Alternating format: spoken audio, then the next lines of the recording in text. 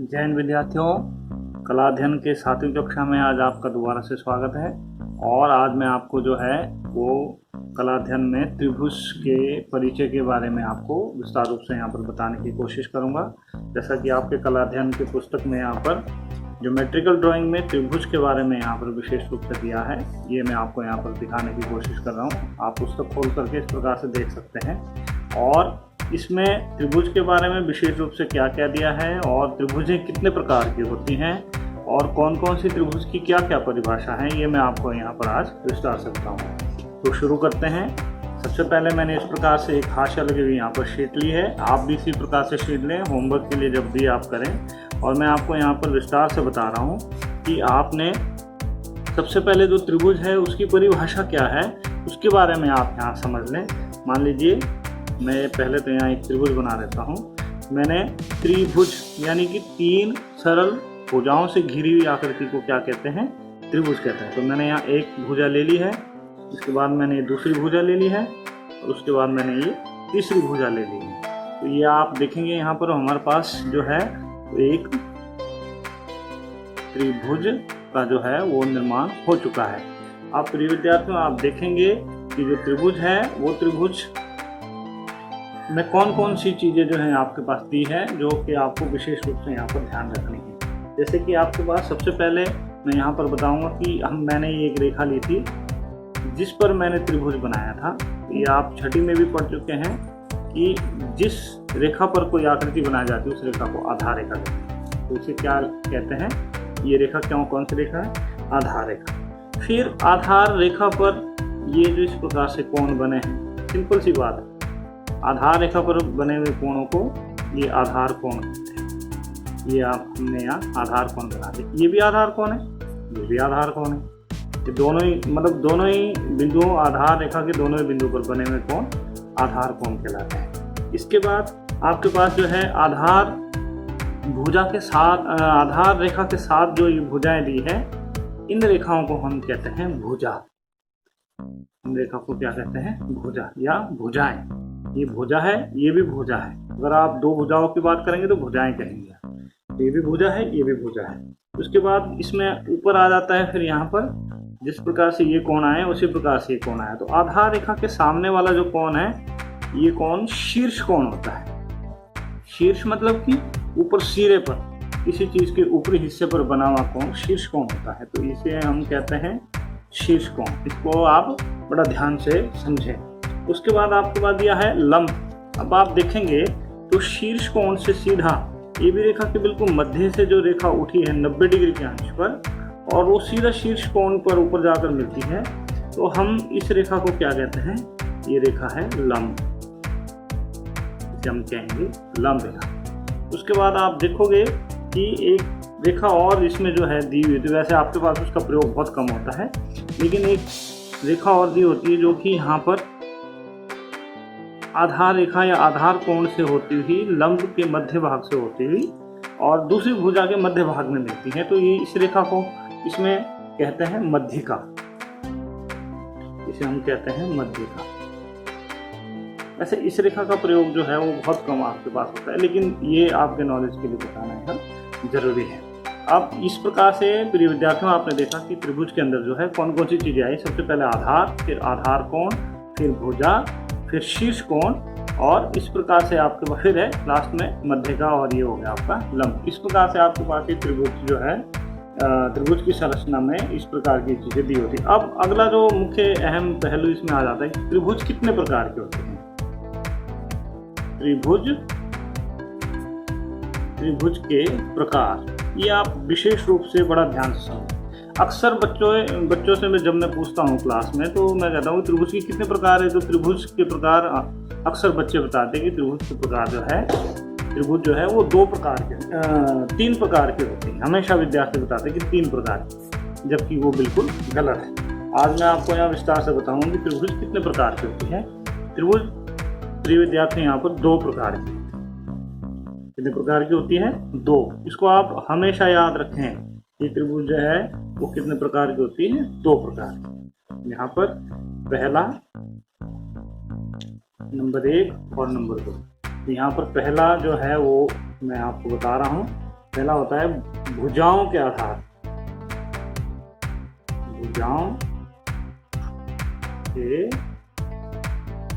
आधार पर, भुजाओं के आधार। और दूसरा होता है कोणों के आधार, कोणों के आधार पर। इसको आप समझें। यहाँ पर मैंने एक स्केच पेन यूज किया है ताकि आप लोगों को जो है वो स्पष्ट रूप से यहाँ पर दिखें कि मैं यहाँ पर क्या बना रहा हूँ।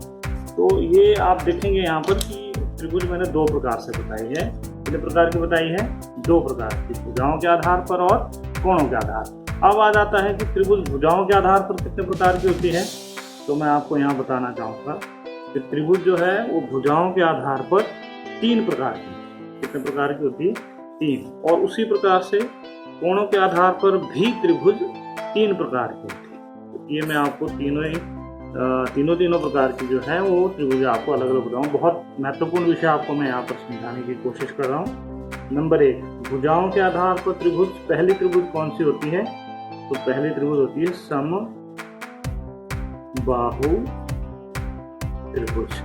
नंबर 2, ये नंबर 1। नंबर 2, भुजाओं के आधार पर